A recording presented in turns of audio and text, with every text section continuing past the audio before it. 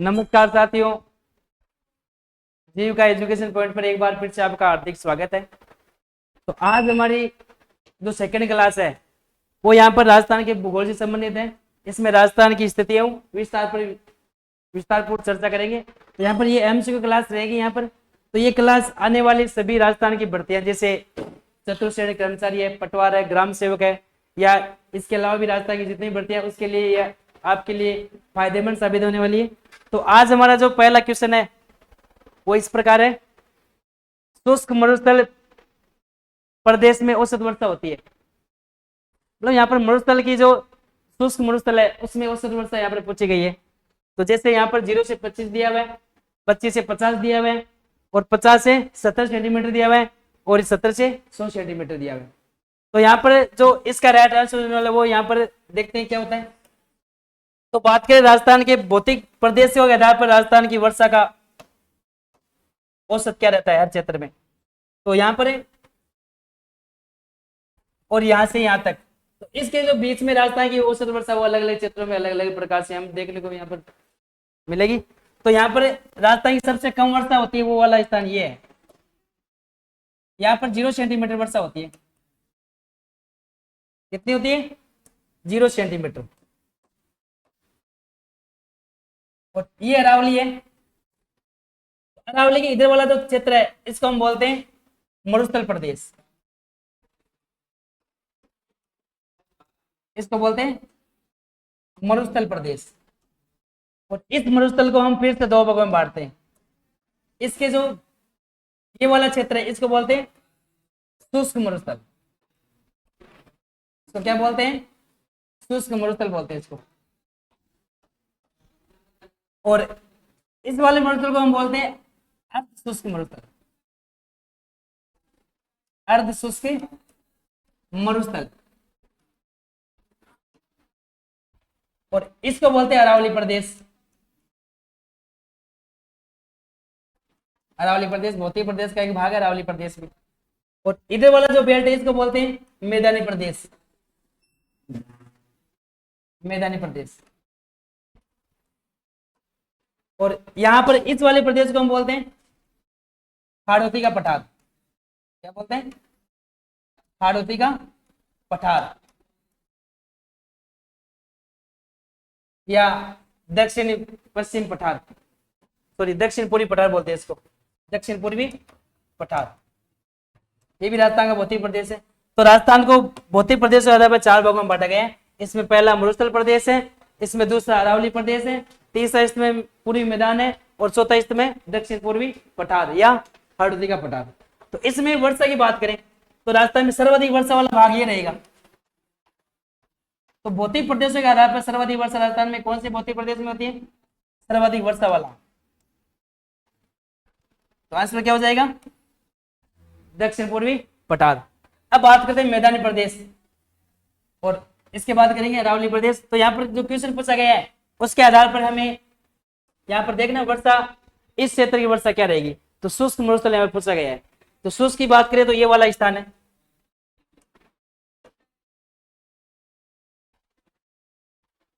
ये वाला स्थान, इसकी वहां पर पूछी गई वर्षा। इसकी वर्षा देखो यहाँ पर 0 सेंटीमीटर मैंने लिखा पहले। राजस्थान में अधिकतम वर्षा यहाँ पर होती है झालावाड़ में 120 सेंटीमीटर तक हो जाती है। ये सर्वाधिक वर्षा वाला स्थान है झालावाड़। राजस्थान में सबसे ज्यादा वर्षा कौन से जिले में होती है? झालावाड़ में होती है। और सबसे कम वर्षा होती है जैसलमेर में। ये सबसे कम वर्षा वाला जिला है राजस्थान का, सबसे कम वर्षा। और जैसलमेर में भी सबसे कम वर्षा होती है इस वाले भाग पे। तो इस भाग में वर्षा होती है 0 सेंटीमीटर।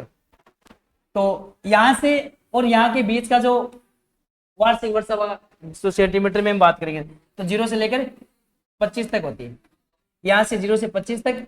फिर बात करते हैं अर्धशुष्क की 25 से 50 तक। फिर अरावली की बात करते हैं 50 से 90 तक। फिर मैदानी प्रदेश की बात करते हैं 50 से 80 तक। और यहाँ पर बात करें तो 80 से 120 सेंटीमीटर। तो पूर्व के जो दक्षिण पूर्वी पठार है वहां पर 80 से 120 सेंटीमीटर वर्षा होती है। मैदानी प्रदेश में औसत वर्षा की मात्रा की पूछे तो 50 से 80 सेंटीमीटर है। अरावली की बात करें तो 50 से 90 सेंटीमीटर है। अर्धशुष्क प्रदेश की बात करें तो 25 से 50 सेंटीमीटर। और शुष्क मरुस्थल की पूछी जाए तो 0 से 25 सेंटीमीटर। तो इसका जो राइट आंसर होने वाला वो हो जाएगा यहाँ पर शुष्क मरुस्थल प्रदेश में औसत वर्षा यहाँ पर पूछी गई तो क्या हो जाएगा 0 से 25 सेंटीमीटर। ये हो जाएगी अर्ध शुष्क वाली, अर्ध शुष्क मरुस्थल की औसत वर्षा हो जाएगी। ये सामान्य रूप से हो जाएगी मैदानी प्रदेश की मान लेते हैं इसको, या अरावली क्षेत्र में भी होती है। और बाकी ये वाली हो जाएगी दक्षिण पूर्व पठारी प्रदेश की, यहाँ पर 100 या 120 सेंटीमीटर वर्षा होती है। झालावाड़, झालावाड़ को राजस्थान का क्या बोलते हैं हम, सर्वाधिक वर्षा होने के कारण झालावाड़ को हम राजस्थान का चेरापूंजी बोलते हैं। राजस्थान का चेरापूंजी किसको कहा जाता है, झालावाड़ को। राजस्थान में सर्वाधिक वर्षा होती है यहाँ पर। अब बात करें चेरापूंजी क्या है। चेरापूंजी भारत में सर्वाधिक वर्षा वाला स्थान हुआ करता था, आज से काफी समय पहले की बात है। यहाँ पर राजस्थान सॉरी देश में सर्वाधिक वर्षा कहाँ होती थी, चेरापूंजी में। कहाँ होती थी, चेरापूंजी में। और ये कहाँ पड़ता है, ये असम में पड़ता है। आज की बात करें भारत में सर्वाधिक वर्षा की बात करें तो भारत में सर्वाधिक वर्षा होती है कहां पर,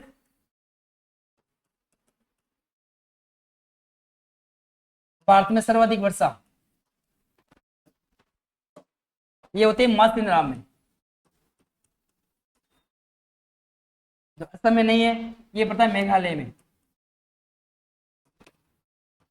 और इसे हम कहते हैं बादलों का घर, इसे बादलों का घर कहा जाता है। तो ये अन्य जानकारी आपको याद रखनी है। और हमें यहाँ पर क्वेश्चन की बात करें तो हमें याद रखना है 0 से 25 सेंटीमीटर। अगला क्वेश्चन है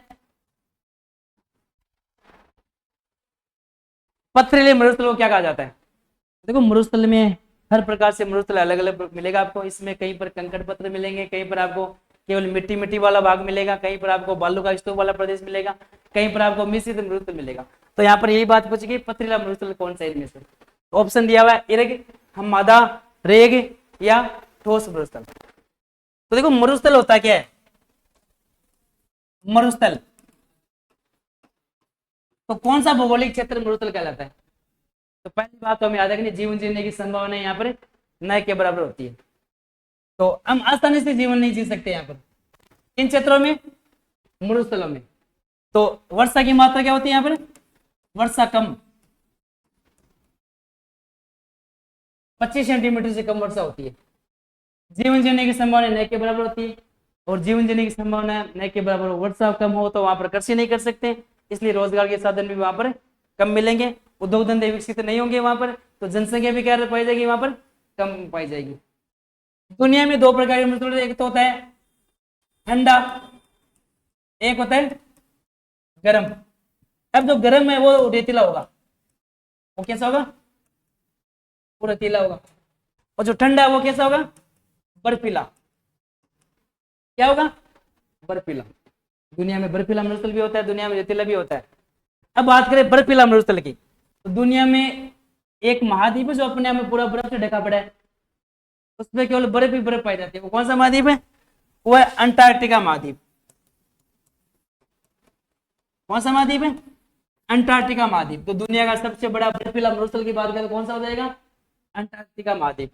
अब बात करें रेतीला की, तो दुनिया का रेतीला कौन सा हो जाएगा, सहारा। कौन सा हो जाएगा, सहारा, जो अफ्रीका महाद्वीप में है। अंटार्कटिका महाद्वीप अपने आप में एक मरुस्थल भी है, एक महाद्वीप भी है, और कैसा है, बर्फीला। इसको श्वेत महाद्वीप बोलते हैं। क्या बोलते हैं, श्वेत महाद्वीप। ये पूरा पूरा विज्ञान को समर्पित है। तो क्वेश्चन पूछते हैं कौन सा महाद्वीप है जो केवल विज्ञान को समर्पित है, कौन सा है वो, अंटार्कटिका महाद्वीप है ना, वो केवल विज्ञान को समर्पित है। इसमें केवल वैज्ञानिक यहाँ पर शोध कार्य करते हैं। इसमें जनसंख्या क्या पाई जाती है, 0, तो शून्य जनसंख्या वाला महाद्वीप है, शून्य।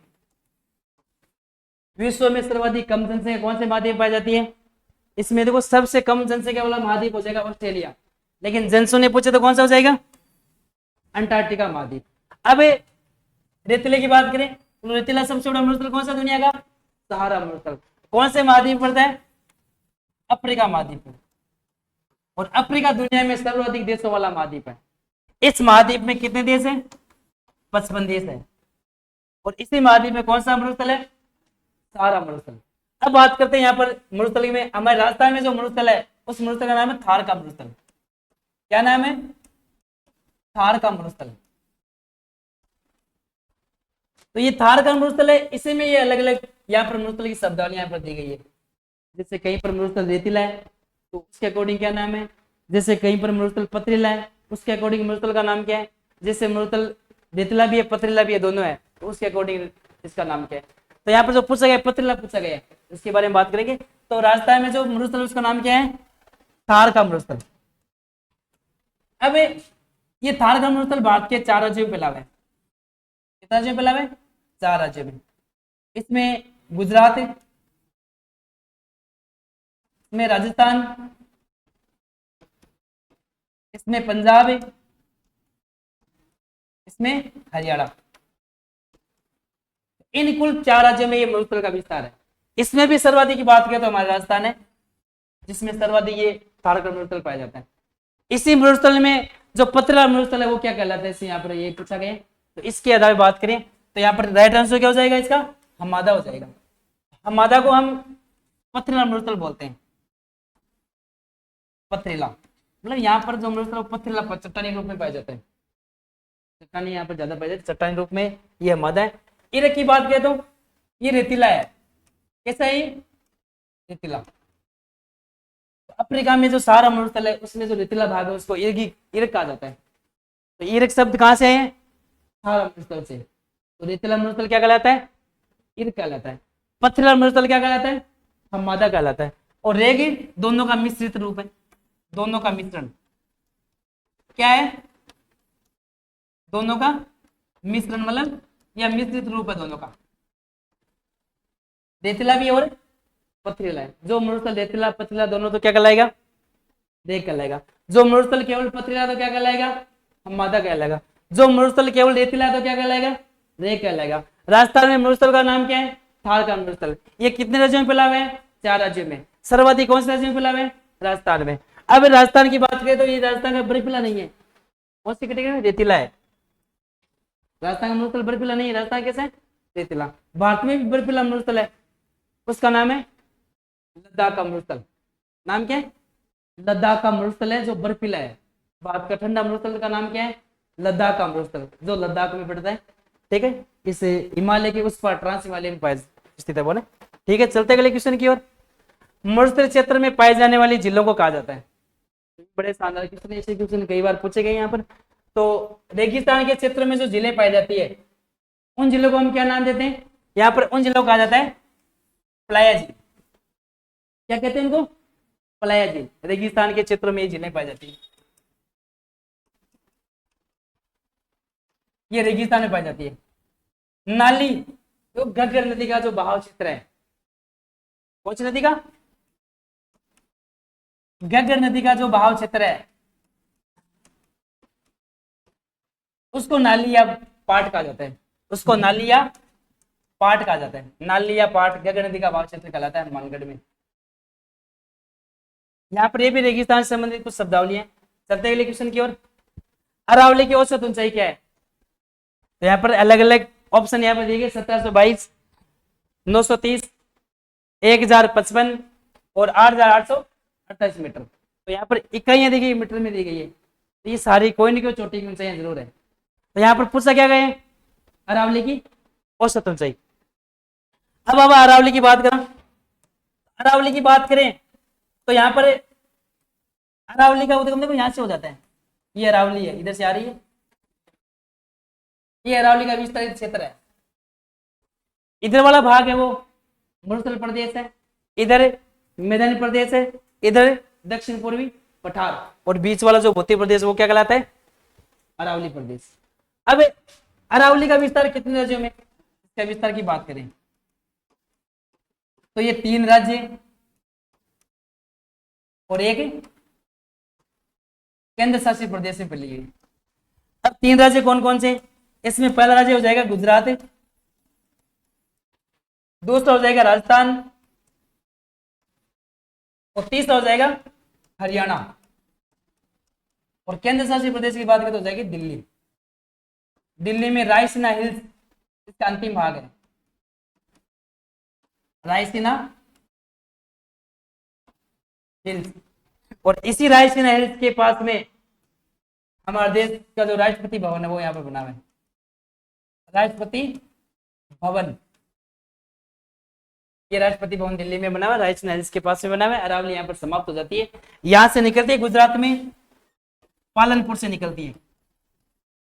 तो अरावली जो हमें दिखाई देती है सबसे पहले धरातल पे, वो कहां से दिखती है? पालनपुर से दिखती है। और पालनपुर से लेकर इधर रायसीना हिल्स दिल्ली तक ये जाती है। इसकी लंबाई की बात करें, इसकी कुल लंबाई है 692 किलोमीटर। यहाँ पे मीटर नहीं होगा, किलोमीटर होगा, किलोमीटर लंबाई ज्यादा होती है। ऊंचाई छोटी होगी मीटर में होगी और लंबाई किलोमीटर में होगी। तो किलोमीटर की बात करें तो कितने किलोमीटर लंबी है? 692 किलोमीटर है। और इसी 692 किलोमीटर में सर्वाधिक विस्तार कौन से राज्य में? राजस्थान में सर्वाधिक विस्तार है। और राजस्थान में कितने इसका? 550 किलोमीटर।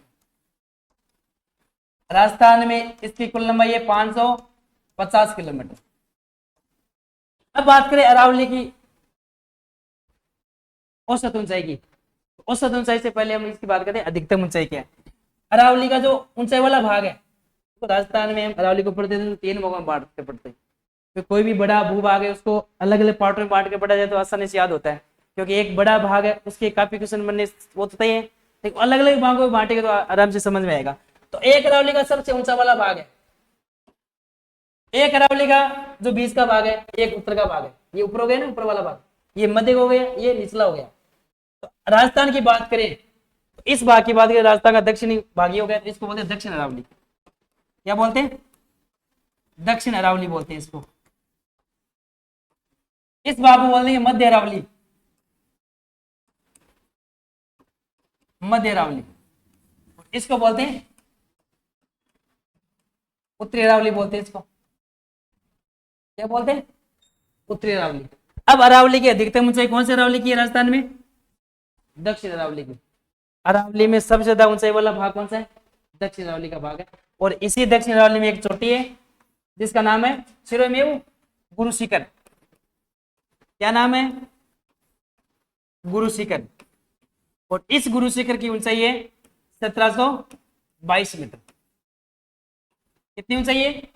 1722 मीटर। राजस्थान की सबसे ऊंची चोटी कौन सी हो जाएगी? गुरु शिखर हो जाएगी। ये राजस्थान की तथा अरावली की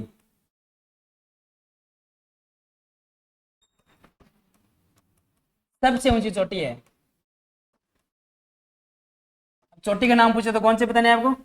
गुरु शिखर। और ये सिरोही में है, सिरोही में। और इसकी ऊंचाई 1722 मीटर। अब मध्य अरावली की बात करें तो मध्य अरावली की भी कहीं पर ऊंचाई ज्यादा है, कहीं पर कम है। तो यहाँ पर इसकी बात करें तो सबसे ऊंची चोटी यहाँ पर है गोरमजी। चोटी का नाम है गोरमजी।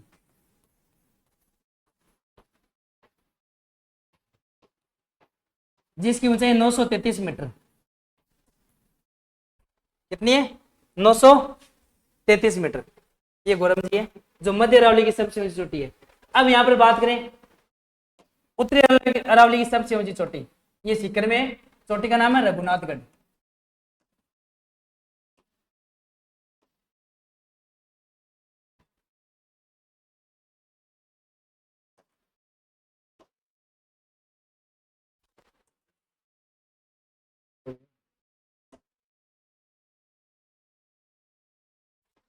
चोटी का नाम है रघुनाथगढ़।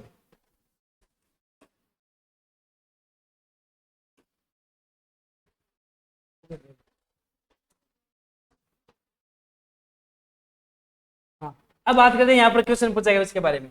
अरावली की औसत ऊंचाई यहाँ पर पूछी गई है। तो अरावली की एक औसत में लेकर अरावली की पहाड़ी को, तो उसकी औसत हो जाएगी 930 मीटर हो जाएगी। और ये 1722 मीटर है, ये किसकी ऊंचाई है? ये गुरु शिखर की है। किसकी है? गुरु शिखर की। और 930 है ये औसत ऊंचाई है अरावली की, औसत ऊंचाई।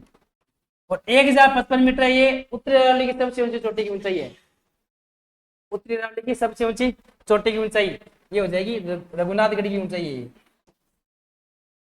रघुनाथगढ़, और ये सीकर में पड़ती है। 8,848 की बात करें, ये भी किसी न किसी चोटी की ऊंचाई है, और किसकी ऊंचाई इसकी बात करेंगे तो ये हमारे विश्व की सबसे ऊंची चोटी है, विश्व इस धरती की, हिमालय की,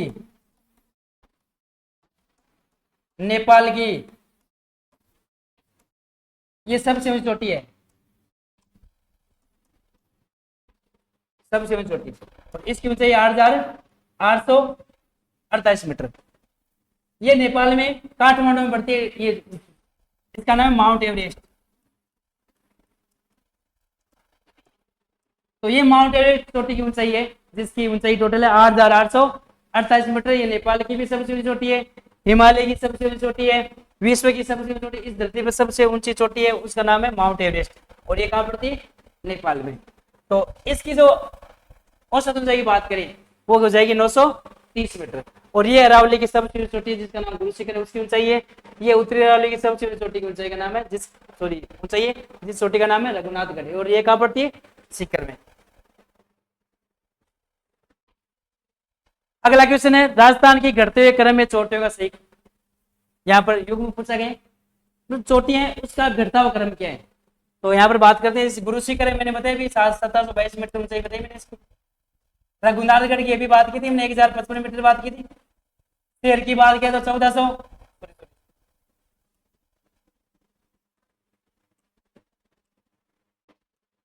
यहाँ पर शेर ये चोटी पड़ती है सिरोही में, तो रघुनाथ ये गुरु शिखर तो हो नहीं सकती, क्योंकि इससे चोटी आ जाएगी बाद में, क्योंकि बाद में घटता क्रम पूछा गया यहाँ पर। तो रघुनाथगढ़ इससे चोटी है, ये तो हो नहीं सकता। रघुनाथगढ़, उसके बाद शेर जरगा, ये भी नहीं हो सकता। यहाँ पर शेर दिया हुआ है, उसके बाद में जरगा दिया हुआ है, उसके बाद में क्या दिया हुआ है, रघुनाथगढ़। तो इसका राइट आंसर क्या हो जाएगा, शेर, जरगा और रघुनाथगढ़। ये भी नहीं हो सकता कि शेर फिर उसके बाद गुरु शिखर तो हो ही नहीं सकता, ये तो बढ़ता हुआ क्रम हो गया। तो घटता हुआ एक सही निर्देश की बात करें, यहाँ पर एक सही युग्म की बात करें तो यहाँ पर क्या हो जाएगा, शेर, जरगा, रघुनाथगढ़, ये शिखर में पड़ती है, और ये कहां पड़ती है, सिरे में, और ये पड़ती है उदयपुर में। तो ये छोटी है, जिसका सही युग्म का क्रम पूछे तो शेर, जरगा और ये रघुनाथगढ़ हो जाएगा। अगला क्वेश्चन है, राजस्थान में उत्तरी अरावली की सबसे ऊंची चोटी कौन सी है। वही बात है कि उत्तरी अरावली की पूछी गई है। तो उत्तरी अरावली की बात करें तो मैंने अभी बताया था अरावली को 3 भागों में बांटा था। अभी इसमें एक पार्ट मैंने बताया दक्षिणी, एक बताया था मध्य, और एक अभी बताया था मैंने उत्तरी। तो उत्तरी अरावली की सबसे छोटी सीकर में ये, और छोटी का नाम क्या बताया था अभी मैंने, रघुनाथगढ़, ये रघुनाथगढ़ है।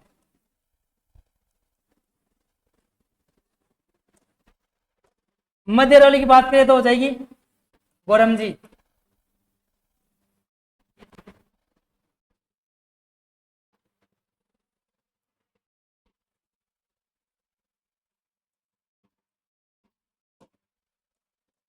ये हो जाएगी गोरमजी, और दक्षिण की बात करें तो हो जाएगी गुरु शिखर।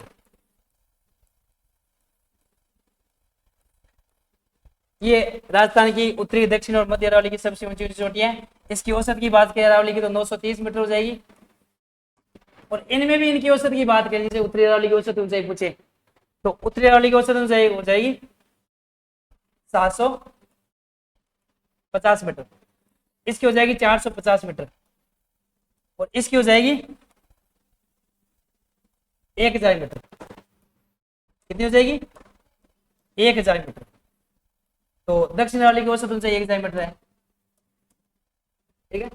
अरावली विश्व की सबसे प्राचीन पर्वतमाला मानी जाती है, विश्व की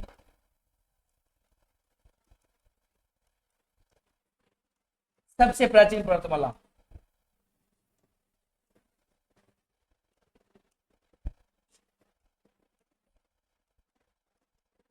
विश्व की सबसे प्राचीन पर्वतमाला कौन सी है, अरावली। और ये गोंडवाना लैंड का अवशेष है।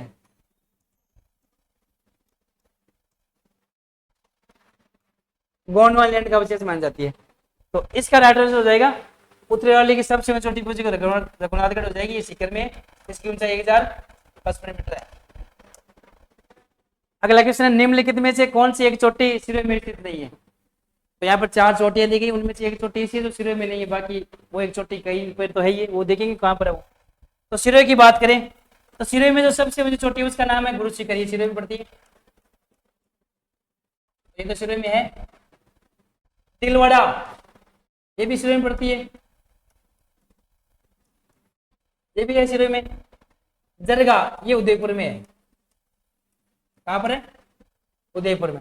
और शेर है, ये भी कहां पड़ती है? सिरोही में। ये सभी चोटियां दक्षिण अरावली में आती है। कौन सी में आती है? दक्षिण अरावली में। कई बार आते हैं क्वेश्चन से, निम्नलिखित में से कौन सी चोटी दक्षिण अरावली का भाग नहीं है? तो यहाँ पर ये क्वेश्चन ये पूछा गया कि कौन सी चोटी सिरोही में स्थित नहीं है। तो सिरोही में नहीं है तो कौन सी हो जाएगा? जरगा। तो इसका जो राइट आंसर हो जाएगा जरगा की पहाड़ियां, जो कहां पड़ती है? सॉरी उदयपुर में पड़ती है। अगला क्वेश्चन है, केवड़ा की नाल राजस्थान में किस भाग में स्थित है? तो यहाँ पर 4 जिले दिए गए हैं, इनमें से एक जिला जहां पर केवड़ा की नाल है। तो केवड़ा की नाल है वो उदयपुर में है। कहां पड़ती है? उदयपुर में। उदयपुर से राजसमंद जिले की तरफ जाते हैं। तो उदयपुर से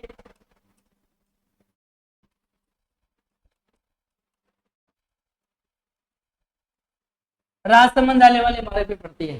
कौन सी नाल है? केवड़ा की नाल। कोटा की बात करें तो कोटा में मुकुंदरा हिल्स की पहाड़ी है। मुख्य रूप से कोटा में कौन सी पहाड़ी है?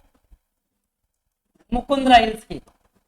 मुकुंदरा हिल्स, ये पहाड़ियां कोटा में है, कोटा बूंदी में पाई जाती है। कौन सी पहाड़ियां? मुकुंदरा हिल्स। बूंदी की बात करें तो बूंदी की पहाड़ियां जो चंद्राकार में पाई जाती है। बूंदी की पहाड़ियां, ये बूंदी में चंद्राकार पहाड़ियां हैं, चंद्राकार।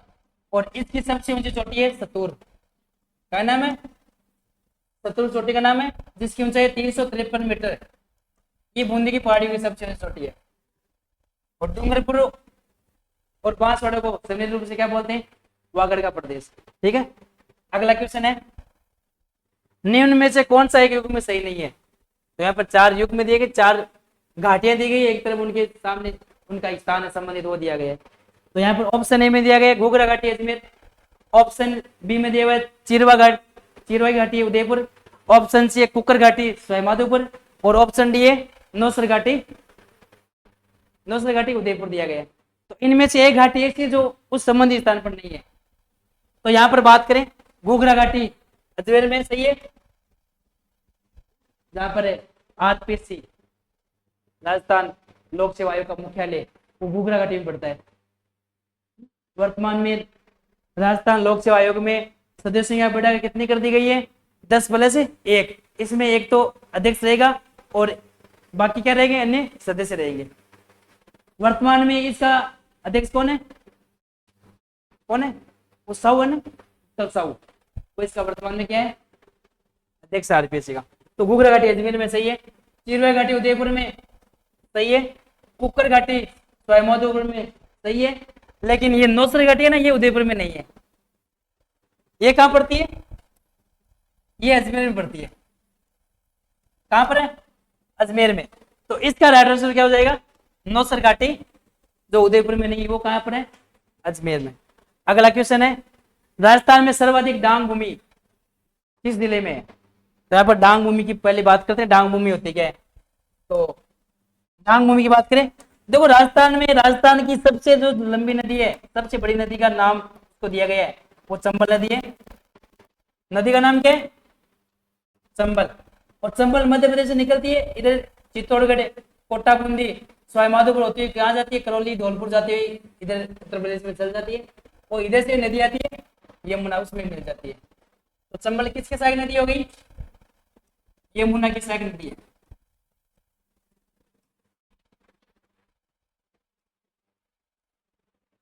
अब चंबल नदी राजस्थान में जिन क्षेत्रों से बहती है, अगर जिलों की बात करें तो ये जिले हो जाएंगे चित्तौड़गढ़, कोटा, बूंदी, सवाईमाधोपुर, करौली और धौलपुर से बहती है।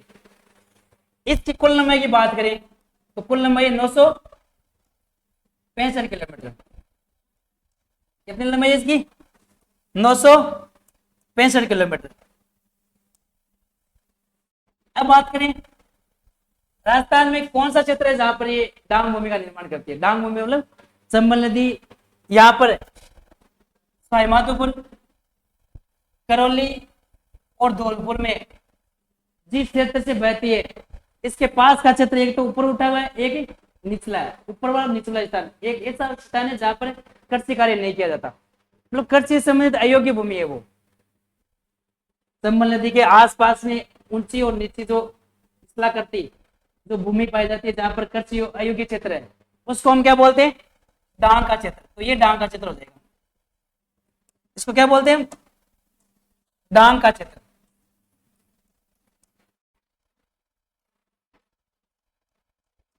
इसको बोलते हैं डांग का क्षेत्र।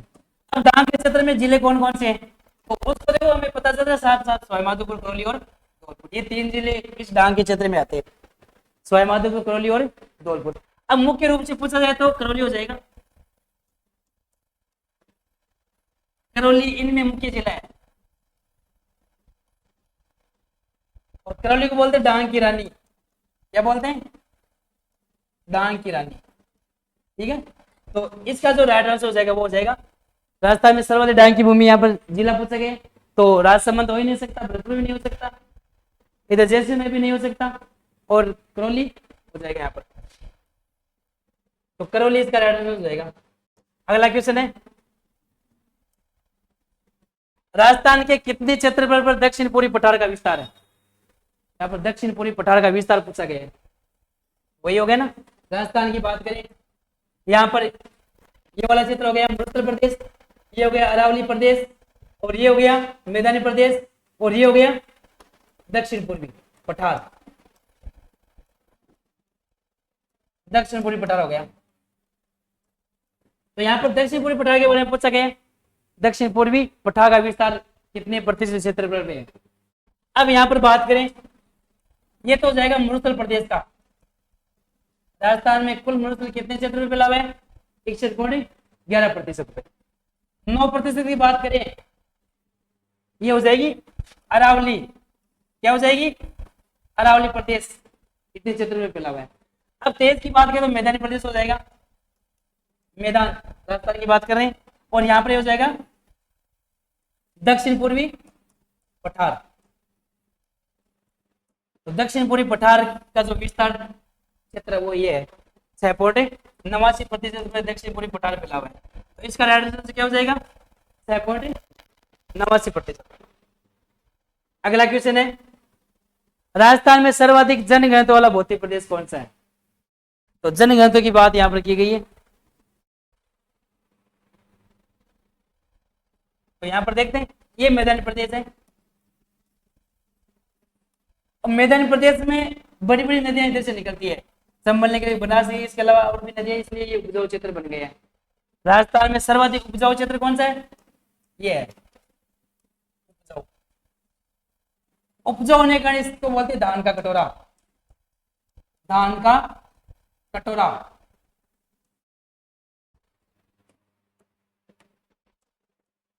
क्या बोलते हैं? इसको बोलते हैं धान का कटोरा। तो मैदानी प्रदेश को हम धान कटोरा बोलते हैं। ये राजस्थान का सर्वाधिक उपजाऊ वाला भौतिक प्रदेश है। इधर सर्वाधिक जनसंख्या भी यही रहेगी।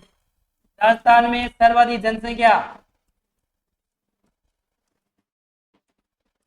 इसी मैदानी प्रदेश में पाई जाती है और जनसंख्या का एक बड़ा भाग इधर राजस्थान के जो मैदानी प्रदेश है वहां पर रहते हैं। तो यहाँ पर जो जनसंख्या वो 39% यहाँ पर पाई जाती है। तो एक राजस्थान की बात करें, एक भौतिक प्रदेश की बात करें, इसको 4 भागों में बांटा गया है और जलवायु के अनुसार यहाँ पर राजस्थान के भौतिक प्रदेशों में अलग अलग प्रकार से यहाँ पर जनसंख्या का वो यहाँ पर अनुपात पाया जाता है। सर्वाधिक बात करें तो कौन से प्रदेश में पाई जाती है? मैदानी प्रदेश में। और मैदानी प्रदेश की बात करें तो सर्वाधिक उपजाऊ प्रदेश भी कौन सा है? यही मैदानी प्रदेश। राजस्थान में सर्वाधिक जनघनत्व भी इसी का ही है। सर्वाधिक जनघनत्व। ठीक है, तो इसका जो राइट आंसर है वो हो जाएगा राजस्थान में सर्वाधिक जनघनत्व पूछा गया ना, तो क्या हो जाएगा पूर्वी मैदानी प्रदेश। ठीक है, इसमें जनसंख्या प्रतिशत कितना है 40%, इसमें जनसंख्या का प्रतिशत है 40%, इसमें जनसंख्या का प्रतिशत है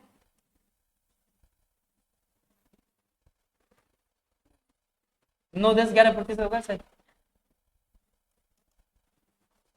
और इसमें जनसंख्या प्रतिशत है हो गया ना, कितना हो गया 50-90-100। सही है, तो ये जनसंख्या प्रतिशत यहाँ पर राजस्थान में पाया जाता है। तो सर्वाधिक जनघनत्व की बात करें तो ये हो जाएगा पूर्व का मैदानी प्रदेश।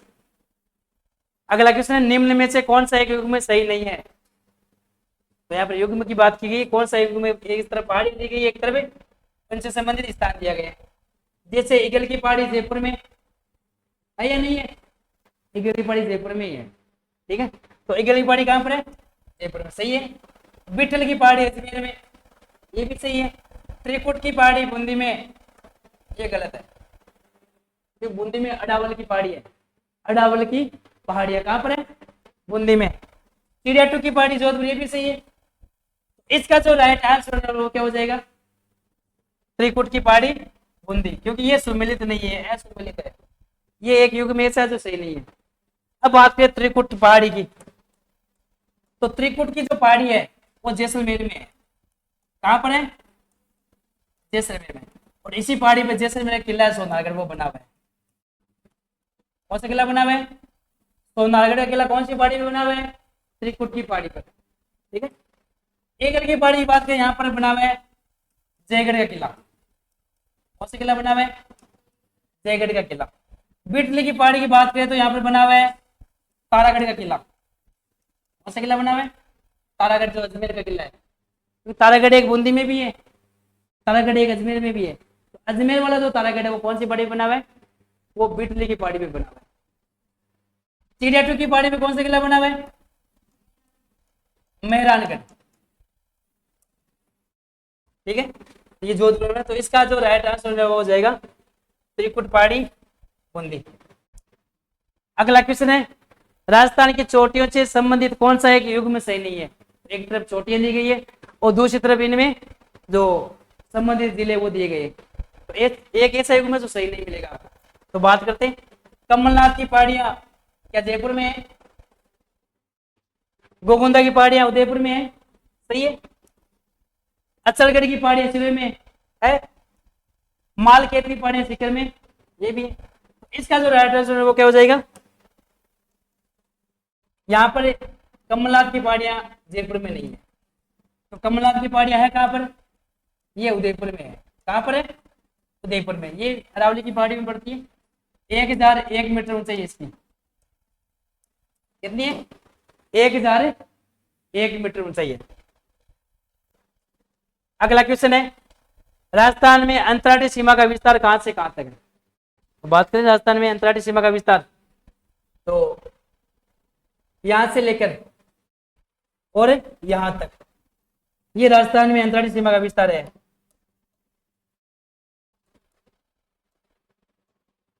यहां से लेकर ये वाला भाग, ये अंतर्राष्ट्रीय सीमा राजस्थान की। तो जिलों की बात करें तो गंगानगर से बाड़मेर तक है, गंगानगर टू बाड़मेर, ये गंगानगर से बाड़मेर तक ये अंतर्राष्ट्रीय सीमा फैली हुई है। इसकी टोटल लंबाई की बात करें तो 1070 किलोमीटर है। ये केवल पाकिस्तान के साथ लगती है,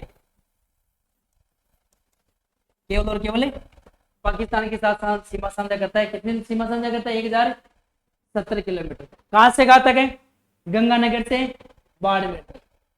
इस अंतराल में कितने जिले आ रहे हैं राजस्थान के, 5 जिले आ रहे हैं, देख लो आप। तो सीधी सी बात होगी राजस्थान के कितने जिले अंतराष्ट्रीय सीमा पर स्थित है। तो राजस्थान कितने जिले यहाँ पर देखने को मिल रहे हैं आपको, देख लो आराम से मैप में, कोई दिक्कत नहीं, आराम से देख सकते हो आप। जैसे पहला दिया हुआ है गंगानगर, 2 नंबर दिया हुआ है बीकानेर, 3 नंबर दिया हुआ है फलौदी, 4 नंबर दिया हुआ है जैसलमेर और 5 नंबर दिया हुआ है बाड़मेर। अब बात करते हैं इसमें पूछा क्या गया है। तो इसमें पूछा गया है 2 स्थान दिए गए कहां से कहां तक है, और सीमा क्या पूछी गई है, ये वाली जो हम अभी बात कर रहे थे, अंतर्राष्ट्रीय सीमा की बात कर रहे हैं यहाँ पर। तो इसमें ऑप्शन दिया हुआ है हिंदुमल कोट से बाकासर तक, ऑप्शन दिया हुआ है कोना गांव से कुशलगढ़ तक, ऑप्शन दिया हुआ है कोना गांव से मोहनगढ़ तक, और ऑप्शन दिया हुआ है हिंदुमल कोट से कुशलगढ़ तक। तो इसका जो राइट आंसर वो क्या हो जाएगा, हिंदुमल कोट से बाकासर। हिंदुमल कोट मतलब गंगानगर, और बाकासर मतलब बाड़मेर, बाड़मेर साहगढ़, ठीक है। अगर बाकासर में साहगढ़ मिलेगा आपको, ये बाड़मेर पड़ता है। तो इसमें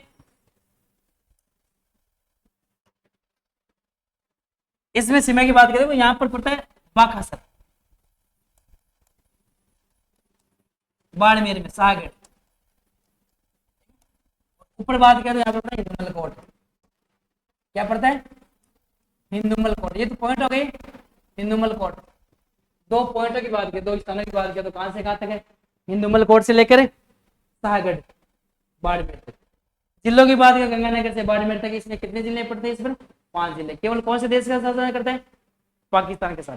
पाकिस्तान हमारे देश के साथ टोटल सीमा साझा करता है 3323 किलोमीटर। इनमें राजस्थान के साथ कितनी है, 1070 किलोमीटर। अगला क्वेश्चन है चांदखेड़ी चोटी किसका भाग है, ये भी शानदार क्वेश्चन। चांदखेड़ी एक तरफ अरावली दिया गया, क्या चांदखेड़ी अरावली की चोटी है, क्या चांदखेड़ी मरुस्थल में स्थित है, क्या चांदखेड़ी हाड़ौती का पठार पर है, या फिर चांदखेड़ी विंध्याचल का भाग है। यहाँ पर 4 ऑप्शन दिए गए, इसमें से कौन से पड़ती है। चलिए बात करते हैं। अरावली में तो ये है नहीं। पहली बात तो ये झालावाड़ में पड़ती है, कहाँ पड़ती है, झालावाड़ में। कहाँ पड़ती है, झालावाड़। इसकी ऊंचाई 557 मीटर ऊंचाई है। झालावाड़ की सबसे ऊंची चोटी है चांदखेड़ी। अब बात करें झालावाड़ कहाँ पड़ता है, झालावाड़ कौन से प्रदेश में पड़ता है, क्या पठारी प्रदेश है, पूरा पठारी प्रदेश है, हाड़ौती का पठार उसी में तो आता है। तो यह आ जाएगी हाड़ौती के पठार की एक चोटी है जिसका नाम क्या है, चांदखेड़ी। कौन से जिले में, झालावाड़ में। ये हाड़ौती का पठार है ना, इसमें स्थित है, ठीक है। अगला क्वेश्चन, राजस्थान में अंतर्राष्ट्रीय सीमा का विस्तार कहां से कहां तक है। तो ये तो अभी हो गया था शायद, है ना। तो इसकी हमने बात कर ली, तो हिंदुमल कोट से लेकर बाकासर तक ये राजस्थान में इसे अंतर्राष्ट्रीय सीमा का विस्तार है, इस पर हम चर्चा कर चुके। अगला क्वेश्चन, राजस्थान कौन सा प्रदेश खाद्यान्न का कटोरा कहलाता है।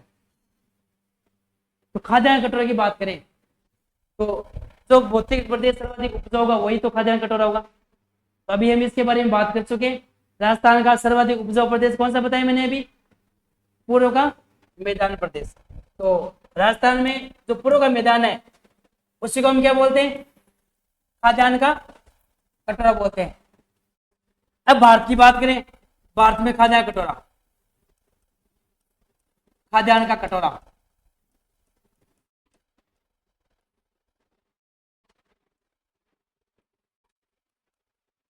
धान का कटोरा,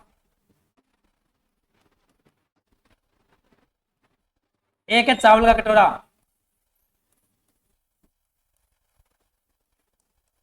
देखो खाद्यान्न मतलब सर्वाधिक भारत में जो खाद्यान्न वाली फसल है वो कौन सी है, भारत में सर्वाधिक चावल खाई जाती है। अब चावल को धान कटोरा क्यों कहा जाता है, क्योंकि चावल हमारे देश में सर्वाधिक खाई जाती है। सर्वाधिक लोगों को कौन सी फसल खाई जाती है विश्व में भी, चावल। धान की फसल किसको मानते हैं हम, चावल को मानते हैं। और चावल भारत में सर्वाधिक कहाँ होता है, पश्चिम बंगाल में होता है। क्या होता है, पश्चिम बंगाल में। राजस्थान में बात के खाद्यान्न कटोरा तो कौन सा है, ये पूर्व का मैदान हो जाएगा। अब भारत की बात के धान का कटोरा किसको कहा जाता है, ये हो जाएगा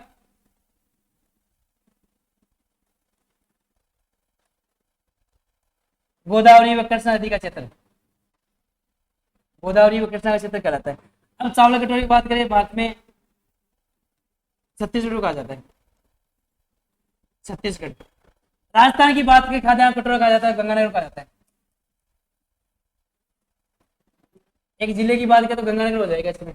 एक क्षेत्र की बात करें तो कौन सा हो जाएगा, पूर्व का मैदान, क्योंकि सर्वाधिक उपजाऊ यही है, इसमें सर्वाधिक जनसंख्या भी रहती है, सर्वाधिक जनसंख्या तो इसी का ही है ना, किसका, पूर्व के मैदान का। इसलिए खाद्यान्न कटोरा कौन सा हो जाएगा, गुरु का मैदान। अगला क्वेश्चन है, हिमालय से नीलगिरी तक की मध्य की सबसे ऊंची चोटी है। एक तरफ हिमालय दिया हुआ है, एक तरफ नीलगिरी है, मतलब ये हिमालय है, इधर नीलगिरी है, ये पूर्वी घाट है, ये पश्चिमी घाट है, इधर हिमालय है। हिमालय से लेकर देखो हिमालय की 3 रेंज है, इसमें महान हिमालय हो गया, मध्य हिमालय हो गया और शिवालिक हो गया। अब इसके बाद में और यहाँ नीलगिरी के बीच में जो सबसे छोटी है, उसमें देखो ऑप्शन दिया गुरु शिखर, ऑप्शन दिया हुआ है धूपगढ़, ऑप्शन दिया हुआ अमरकंटक, ऑप्शन दिया हुआ है कालसुबाई। तो पहले बात करें चोटियों की, तो ये तो अरावली की सबसे छोटी है ना, ये अरावली की सबसे छोटी है। धूपगढ़ है, ये एमपी की सबसे छोटी है, मध्य प्रदेश की सबसे ऊंची चोटी जो सतपुड़ा में पाई जाती है। अमरकंटक ये भी एमपी में है। कालसुबाई ये महाराष्ट्र में पड़ती है। अरावली ये थोड़ी राजस्थान में पड़ती है, राजस्थान। अब इनकी बात करें ऊंचाई की, इन चारों में सबसे ऊंची चोटी कौन सी है? ये गुरु शिखर। कौन सी? गुरु शिखर।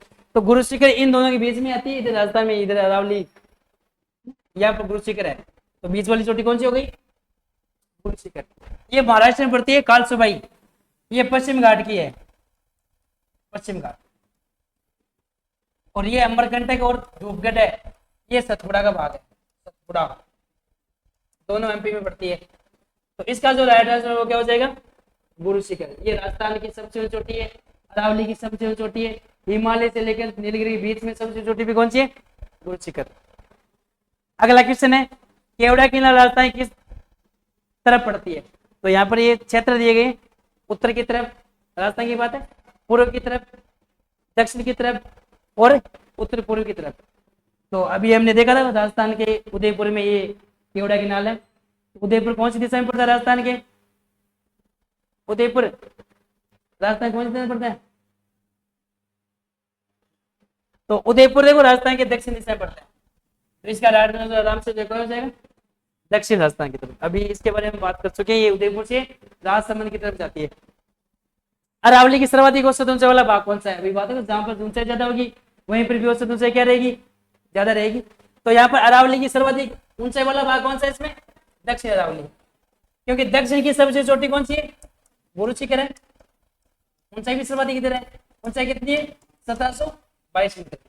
तो इधर कई छोटी ऊंचाई 1597 है, जैसे शेर है उसकी 1597 मीटर है, जरगा उसकी 1442 मीटर है, नहीं सॉरी दिलवाड़ा की 1442। पहले सबसे ऊंची चोटी कौन सी है? गुरु शिखर, फिर शेर है। तो ये दक्षिण अरावली की सबसे ऊंची चोटी इधर ही पाई जाती है। और औसत ऊंचाई की बात की तो कितनी है? 1000 मीटर। तो औसत ऊंचाई इधर वाले भाग की सबसे ऊंची चोटी कौन सी है? गुरु शिखर। दक्षिण अरावली यहाँ पर सर्वाधिक औसत ऊंचाई वाला भाग है, ठीक है। तो इसका क्या आंसर क्या हो जाएगा? दक्षिण अरावली। अगला क्वेश्चन, निम्न में से कौन सा राष्ट्रीय राजमार्ग अरावली के समांतर निकलता है? तो यहाँ पर 4 राजमार्ग दिए गए, NH11, NH12, NH47, NH48। तो इसकी बात करें अरावली के समानांतर ये अरावली है, तो इसका जो राइट आंसर है वो हो जाएगा NH48। तो इधर दिल्ली से NH48 निकलता है, स्वर्णिम चतुर्भुज की योजना में शामिल है। ये राजमार्ग है हमारे देश की कौन सी योजना? स्वर्णिम चतुर्भुज।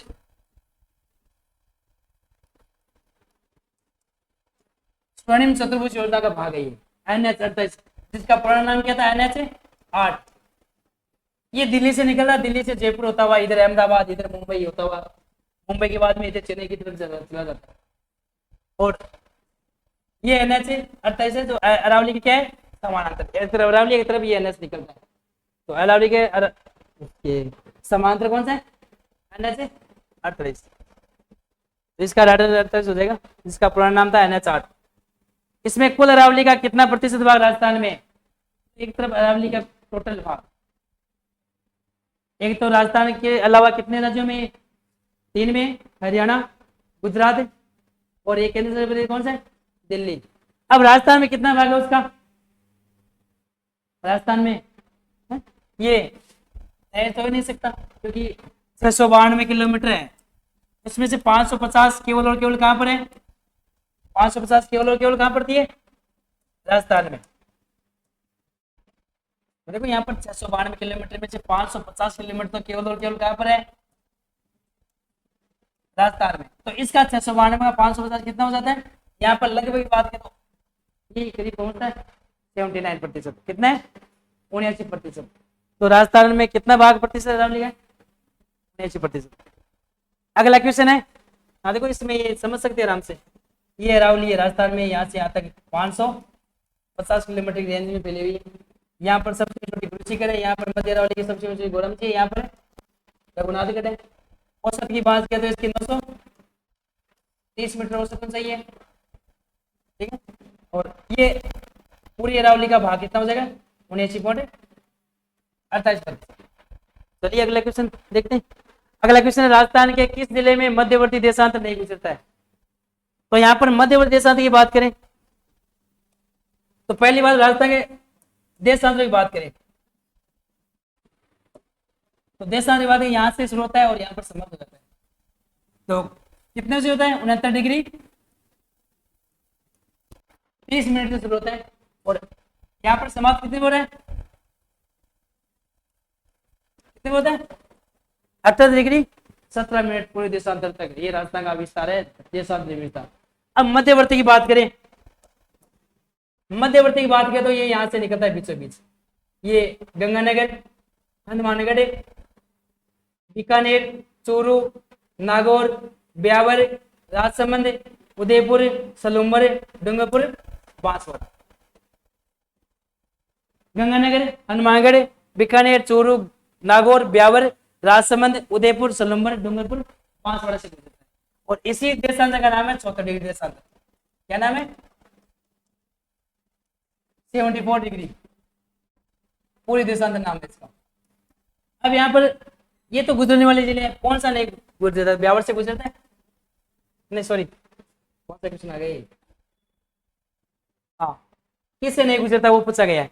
तो कोटा से गुजरता है क्या, नहीं गुजरता। बीकानेर से गुजरता है, डूंगरपुर से गुजरता है, राजसमंद से भी गुजरता है, लेकिन कहां से नहीं गुजरता। तो इसका राइट आंसर क्या हो जाएगा, ये कोटा से नहीं गुजरता। कहां से नहीं गुजरता, कोटा से नहीं गुजरता। कौन सा देशांतर, 74 डिग्री देशांतर। अगला क्वेश्चन है, चंदन नलकूप किस जिले में है। तो यहाँ पर चंदन नलकूप की बात पूछेगी, चंदन नलकूप है क्या, पहली बात वो बात करेंगे ना।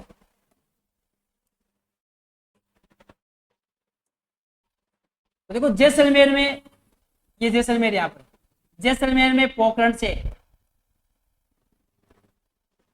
पोखरण से मोहनगढ़ तक एक भूगर्भिक जल पट्टी है। क्या नाम है उसका, उसका नाम है लाठी सीध। नाम क्या है, लाठी सीध। तो जैसलमेर में पोखरण से मोहनगढ़ तक एक भूगर्भिक जल पट्टी पाई जाती है जिसको हमने क्या नाम दिया है, लाठी सीध। यहाँ पर इसकी जमीन के अंदर मीठा पानी पाया जाता है। और यहाँ पर भी एक स्थान ऐसा है जहां पर हर घंटे लगभग 2.5 लाख लीटर यहाँ से पानी निकलता है और मीठा पानी निकलता है।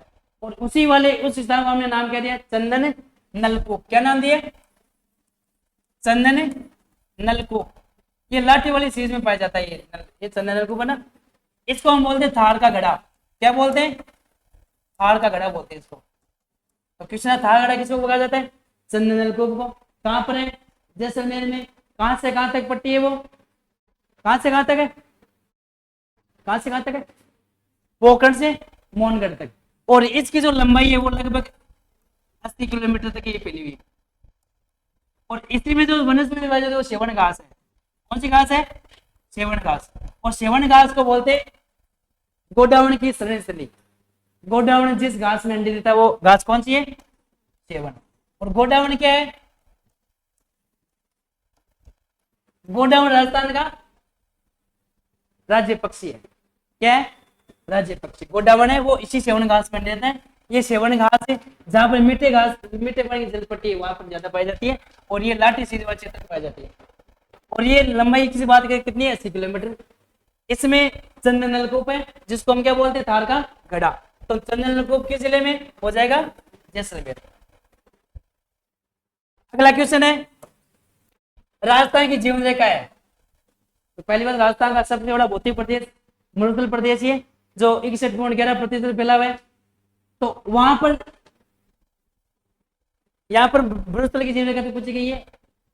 तो उस मरुस्थल में जीवन रेखा कौन सा है, यहाँ पर ऑप्शन सही होने वाला है। देखते हैं, गंग नहर नहीं है, गगन नदी भी नहीं है क्योंकि गगन नदी लुप्त प्राय है, वो तो भटनेर तक आती है वर्तमान में, भटनेर में आने के बाद लुप्त हो जाती है। इंदिरा गांधी नहर है, क्या इंदिरा गांधी ने मरुस्थल को हरा भरा करने की कोशिश की है?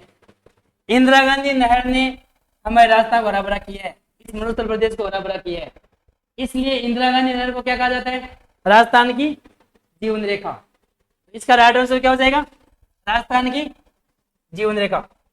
अब बात करते हैं इंदिरा गांधी नहर की। तो इंदिरा गांधी नहर जहां से निकल गई है वो इधर से नदी आती है, सतलज नदी। नदी का नाम क्या है, सतलज।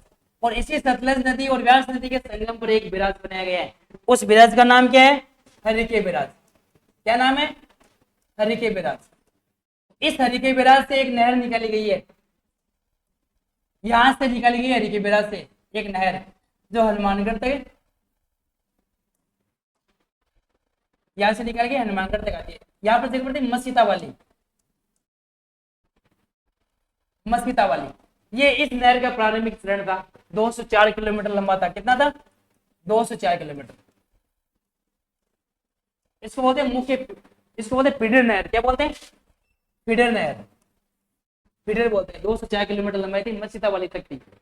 फिर इसका बड़ा रूप तैयार किया गया, यहाँ से हनुमानगढ़ से गंगा होते हुए ना, इधर से ये वाला क्षेत्र, ये जैसलमेर तक जाती है, मोहनगढ़ पोखरण तक जाती है, और इसका नाम है राजस्थान है।